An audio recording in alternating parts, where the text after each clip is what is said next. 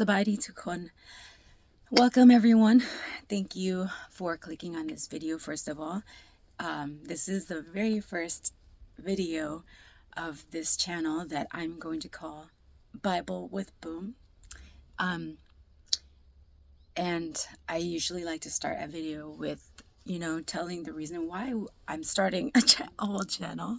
So, the reason why we're doing this channel is I personally have been intending to get closer and really truly get to know Jesus as this person that I keep hearing about, or this thing, or this power of all being. So I've been struggling with seeing that faithfully. So a lot of people who do show faith in the results that I want to see for myself in my life have suggested to read the Bible every day. And of course, not just every day, but from each and every word that has been written in there. So we're going to, do this together. I want myself to actually hold myself accountable to sit down and do it. And I think this will also help other people who would just enjoy listening. So without further without further ado, I just want to do a couple of shout outs to a few shout outs, okay? This shirt, I want to shout out to my mom for allowing me to have such impeccable taste in fashion. She was the one that purchased this sweater when we were out shopping together, and I picked it up, and now I am the primary holder of this sweater. I wear it all the time, and I always think about my mom. Also my dad, who always has been giving me inspiration and motivation to be a better person for this world and not just for myself. So and then lastly, the wonderful person and friend who I still hold as a friend in my heart, the person that gifted me this Bible. It's a beautiful Bible, as you can see, and I will always hold her in my heart. And without any further ado, like I said, we will get right into it. There was a note. There it is. Yeah. It's a note. I'll share the friend's name once we get to that time. But also, if you notice some redness in my face, I was spent some time picking at it, trying to look decent for this first video. But like I said, without further ado, I didn't want to wait until my face calms down or put on makeup, because Jesus said, "Come as you are," right? And I should have just left it, but I did not want my face to be documented looking like pimply and zitty like it was. But I mean, it still is, but in a different way that I'm okay with. All right. So we're going to start just from the beginning, because I believe that's the proper way to do it. Some people who have strong faith in the Bible and in Jesus himself, have recommended to start with John, the book of John, and Philippians. However, which I did start reading it, but I believe from my what I've been led to do is start from the beginning, because that's how God did it, right? Okay, so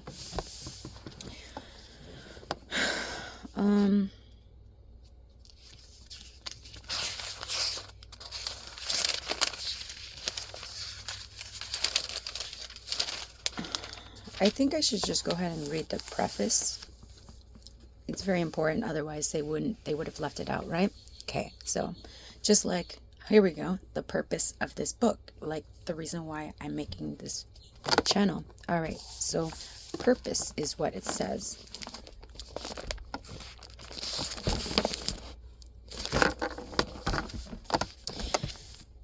In the preface to the 1611 edition, the translators of the Authorized Version, known popularly as the King James Bible, state that it was not their purpose to make a new translation, but to make a good one better. Indebted to the earlier work of William Tyndale and others, they saw their best contribution to consist in revising and enhancing the excellence of the English versions, which had sprung from the Reformation of the 16th century. In harmony with the purpose of the King James scholars, the translators and editors of the present work have not pursued a goal of innovation. They have perceived the Holy Bible, New King James Version, as a continuation of the labors of the earlier translators, thus unlocking for today's readers the spiritual treasures found especially in the Authorized Version of the Holy Scriptures. A living legacy. For nearly 400 years and throughout several revisions of its English form, the King James Bible has been deeply revered among the English-speaking peoples of the world. The precision of this translation, for which it is historically renowned, and its majesty of style have enabled that monumental version of the Word of God to become the mainspring of the religion, language, and legal foundations of our civilization. Although the Elizabethan period and our own era share in zeal for technical advance, the formal period was more aggressively devoted to classical learning. Along with its awakened concern for the classics came a flourishing companion interest in the scriptures, an interest that was enlivened by the conviction that the manuscripts were providentially handed down and were a trustworthy record of the inspired word of God. The King James translators were committed to producing an English Bible that would be a precise translation, and by no means a paraphrase or a broadly approximate rendering. On the one hand, the scholars were almost as familiar with the original languages of the Bible as with their native English.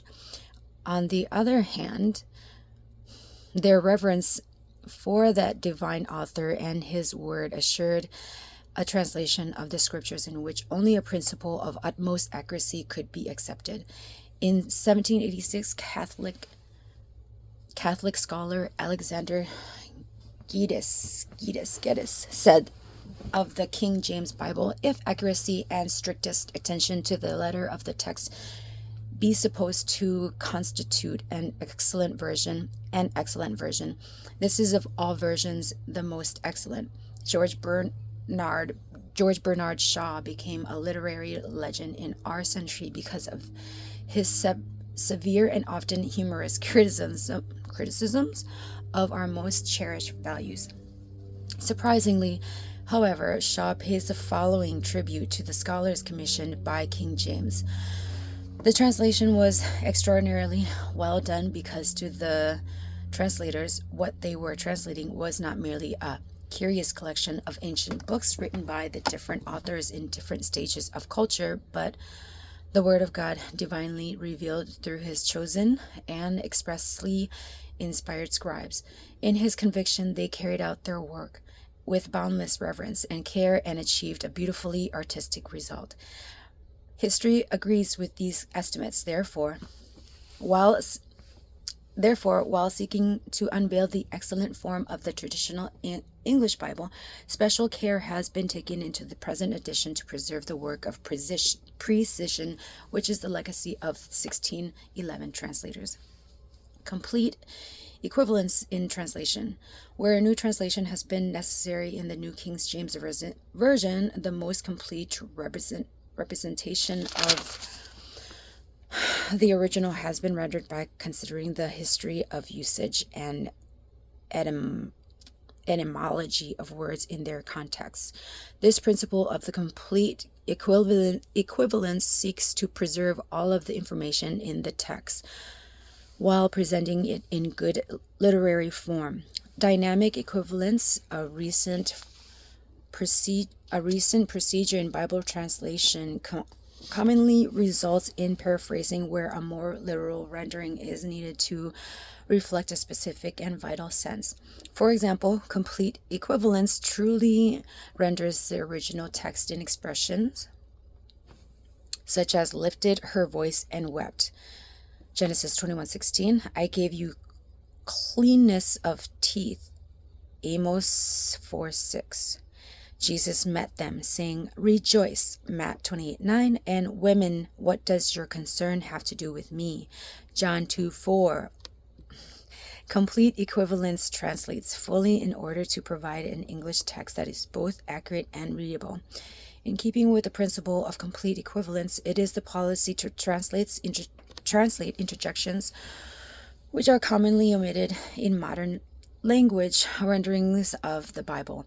As an example, the introduction "Behold" in the older King James editions continues to have a place in English usage, especially in dramatically calling attention to spectacular scene or an event of profound importance, such as the Emmanuel prophecy of Isaiah 7:14.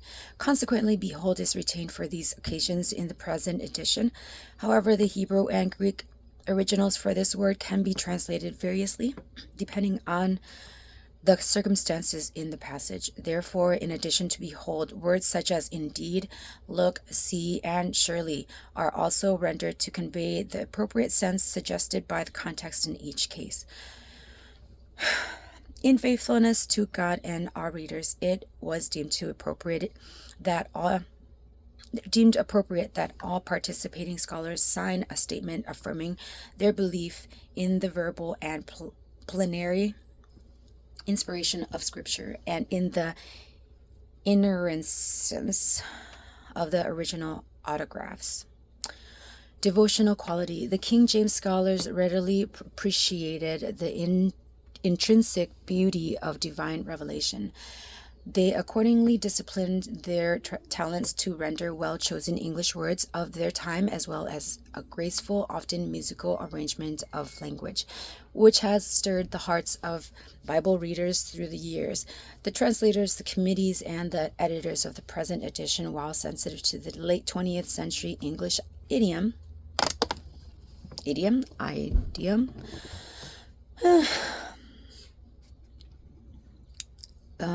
where am I?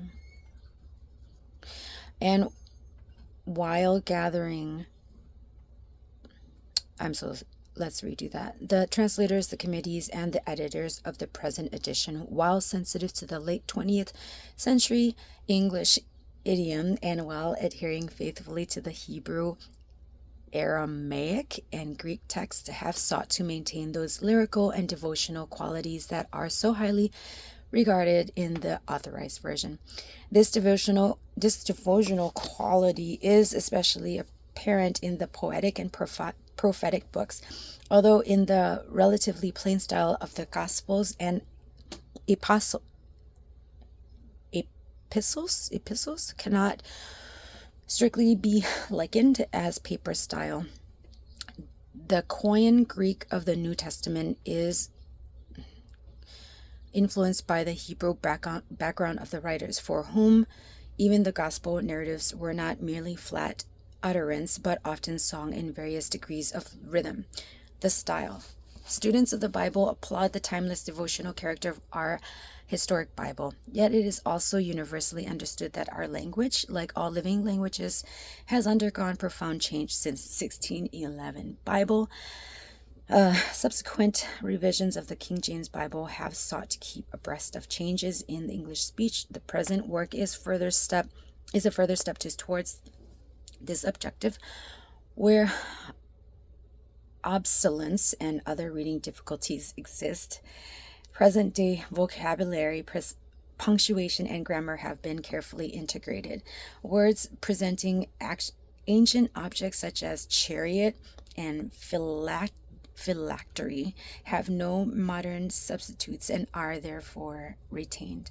A special feature of the New King James Version is its conformity to the thought flow of the 1611 Bible. The reader discovers that the sequence and selection of words, phrases, and clauses of the new edition, while much clearer, are so close to the traditional that there is remarkable ease in listening to the reading of either edition while following with the other. In the discipline of translating biblical and other ancient languages, a standard method of transliteration, that is, the English spelling of untranslated words such as the names of persons and places, has never been commonly adopted. In keeping with the design of the present work, the King James spelling of untranslated words is retained, although made uniform throughout. For example, instead of the spellings Isaiah in Elijah in the Old Testament and Isaiah's and Elias in the New Testament, Isaiah and Elijah now appear in both Testaments. King James doctrinal and theological terms, for example, propitiation, justification, and sanctification are generally familiar to English-speaking peoples.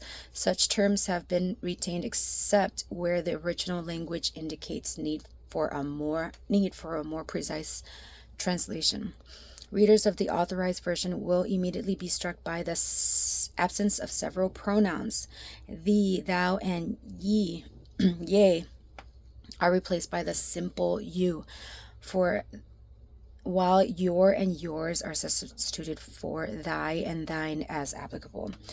Thee, thou, thy, and thine were once forms of address to express a special relationship to human as well as divine persons. These pronouns are no longer a part of our language. However, reverence for God in the present work is preserved by capitalizing pronouns, including you, your, and yours, which refer to him.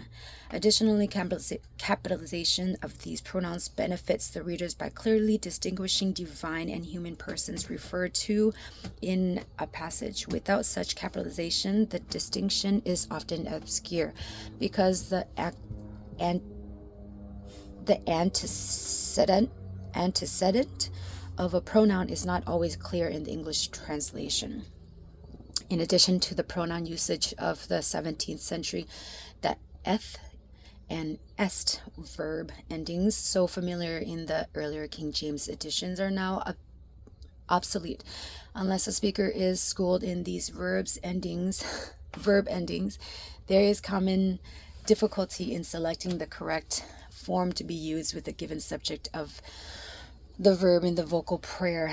That is, should we use love, loveth, or lovest, do, doeth, doest, or dost, have, hath, or hast? Because these forms are obsolete, contemporary English usage has been substituted for the previous verb endings. Let me take a quick bathroom pause. And I did have to take out my sweater because, all this magical words and powerful energy is just hitting me. So we're going to keep going. I feel good. All right. And thank you for staying with us here. All right.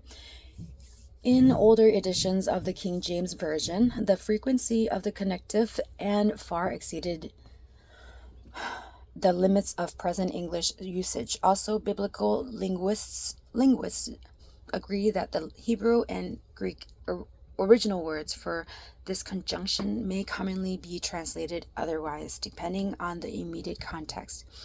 Therefore, instead of and, alternatives such as also, but, however, now, so, then, and thus are accordingly rendered into the present edition when the original language permits. The real character of the Authorized Version does not reside in its archaic pronouns or verbs or other grammatical forms of the 17th century, but rather in the care taken by its scholars to impart the letter and spirit of the original text in a majestic and reverent style. The format. The format of the New King James Version is designed to enhance the vividness and devotional quality of the Holy Scriptures. Words or phrases in italics indicate expressions in the original language which require clarification by additional English words, as also done throughout the history of the King James Bible. Oblique type in the New Testament indicates a quotation from the Old Testament. Verse numbers in bold type indicate the beginning of a paragraph. Poetry is structured as contemporary verse to reflect the poetic form and beauty of the passage in the original language.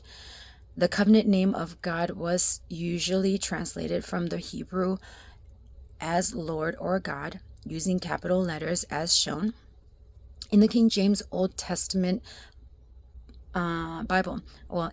In the King James Old Testament. This tradition is maintained in the present edition. The name is so capitalized whenever the covenant name is quoted in the New Testament from a passage in the Old Testament. The Old Testament text. The Hebrew Bible has come down to us through the scrupulous care of ancient scribes who copied the original text in successive generations. By the 6th century AD, the scribes were succeeded by a group known as the Masoretes, who continued to preserve the sacred scriptures for another 500 years in a form known as the Masoretic text.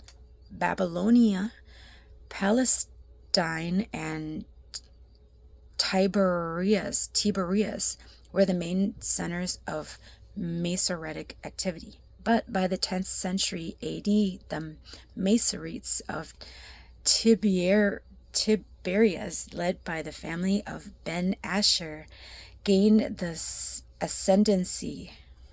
Through subsequent editions, the Ben Asher text became in the 12th century the only recognized form of the Hebrew Scriptures. Daniel Bomberg printed the first rabbinic Bible in 1516 through 17. That work was followed in 1524 to 25 by a second edition prepared by Jacob Ben Chaim and also published by Bomberg. The text of Ben Chaim was adapted in most subsequent Hebrew Bibles, including those used by the King James translators. The Ben Chaim text was also used for the first two editions, Rudolf Kittle's Biblia Hebraica of 1906 and 1912.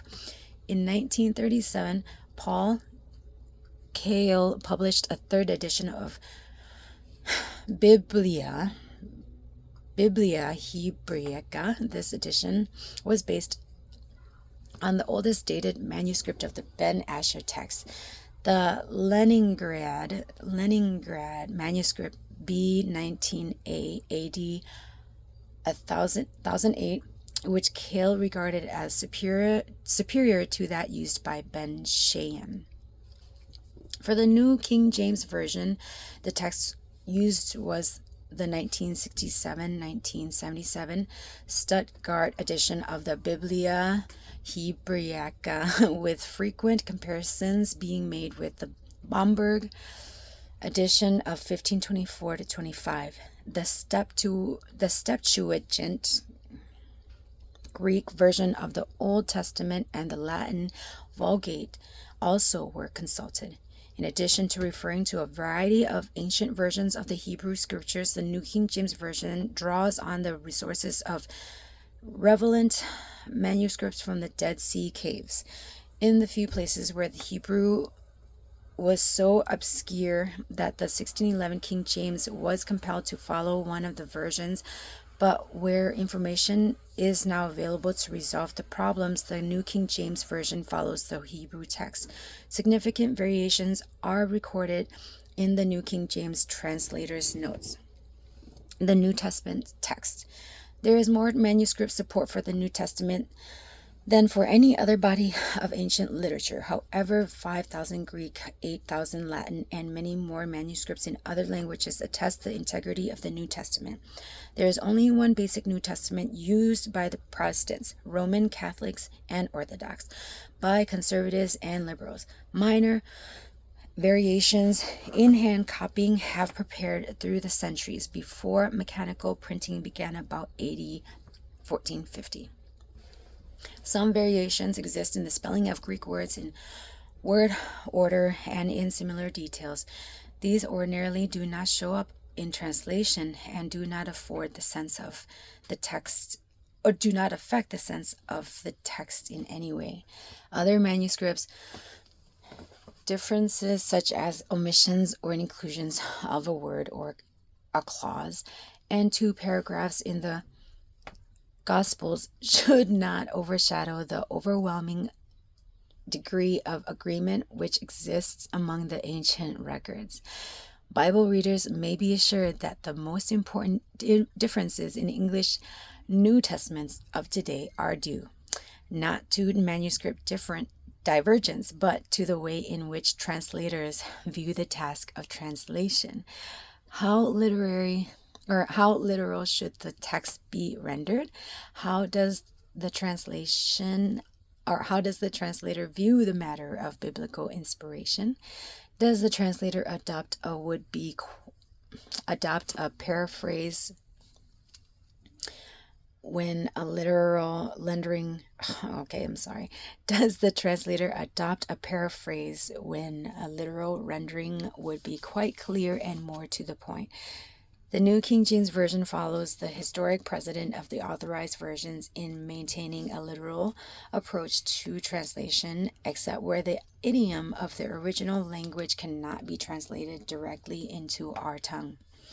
The King James New Testament was based on the traditional text of Greek-speaking churches, first published in 1516 and later called the Textus Receptus, or received text. Although based in the relatively new available manuscripts, these were representative of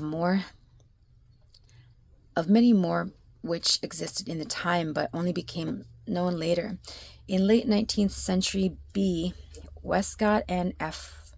Hort taught that this text had been officially edited by the 4th century church, but a total lack of historical evidence for this event has forced a revision of the theory.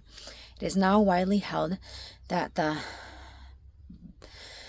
Byzantine text that largely supports the Textus Receptus has as much right as the Alexandrian or any other tradition to be weighed in determining the text of the New Testament. Since the 1880s, most contemporary translations of the New Testament have relied upon a relatively few manuscripts discovered chiefly in the late 19th and early 20th centuries. Such translations depend primarily on 2 manuscripts, Codex Vaticanus and Codex Sinaiticus. Because of their greater age, the Greek text obtained by using these sources and the related papyri, our most ancient manuscript, is known as the Alexandrian text. However, some scholars have grounds for doubting the faithfulness of Vaticanus and Sinaiticus,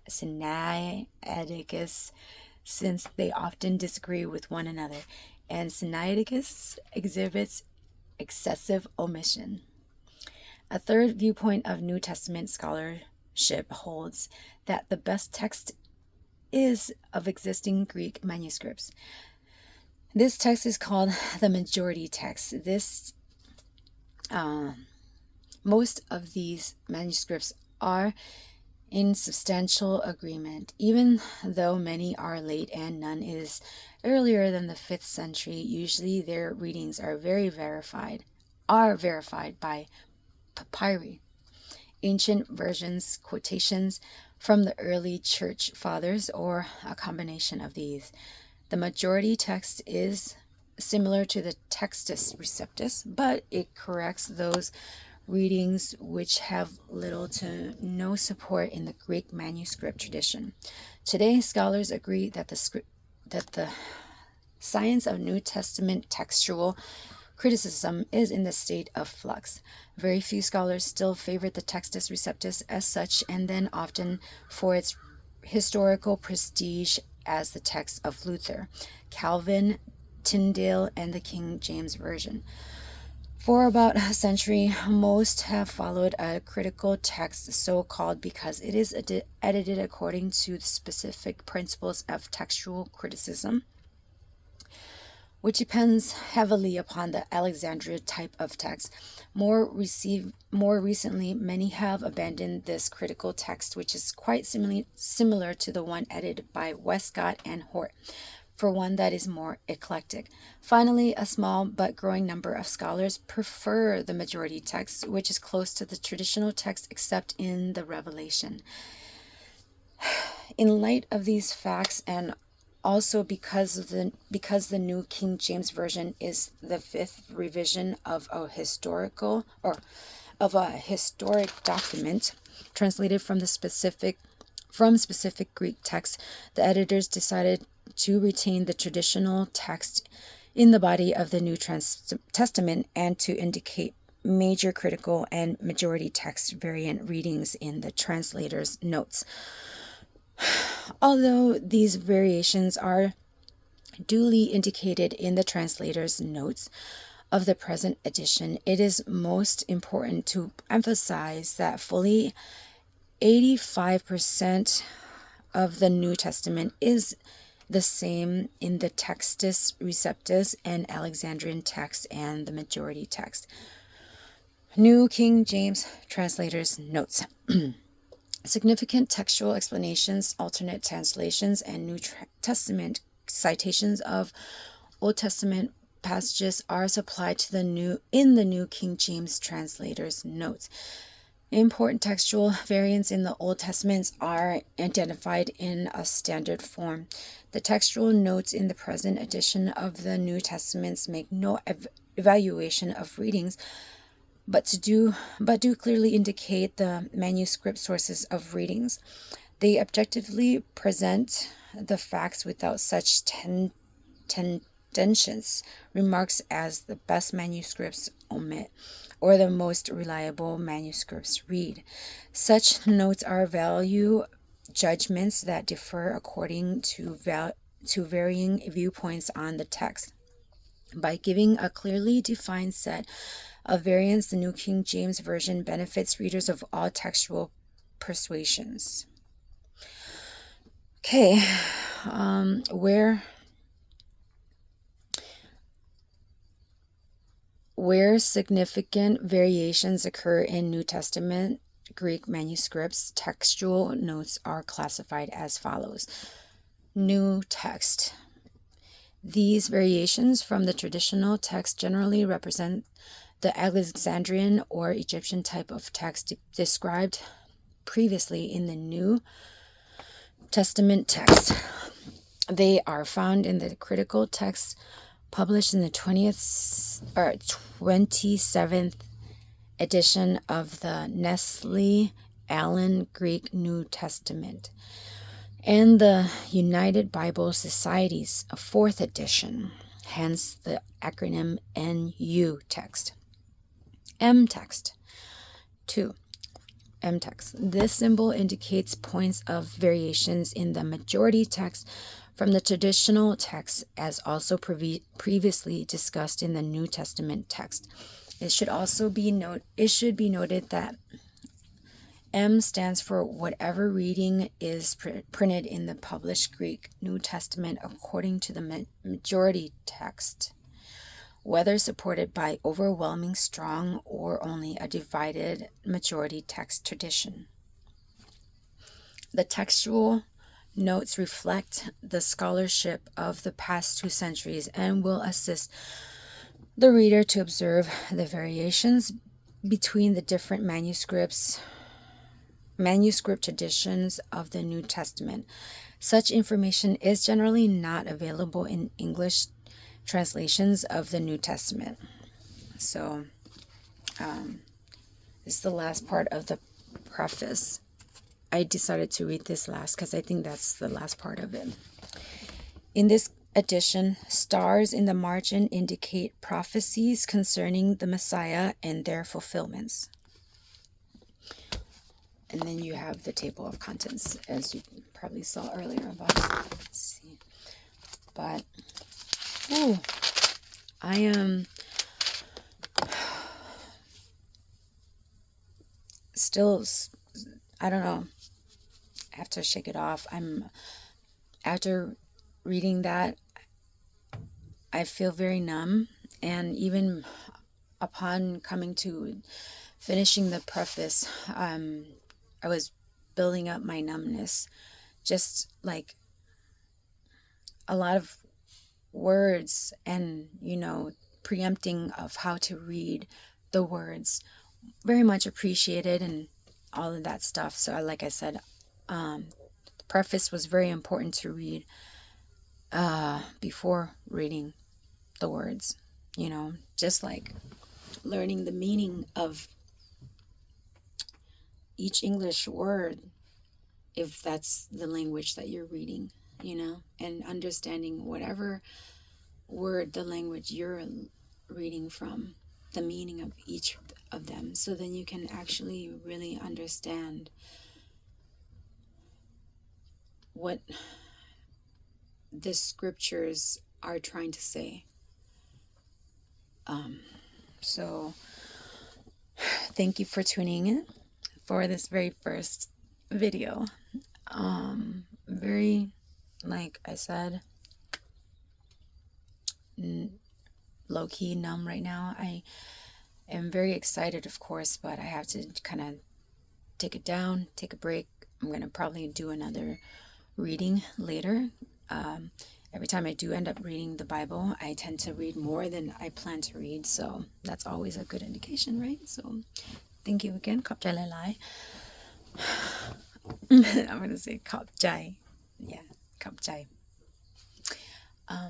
And tune in next time, okay? God bless.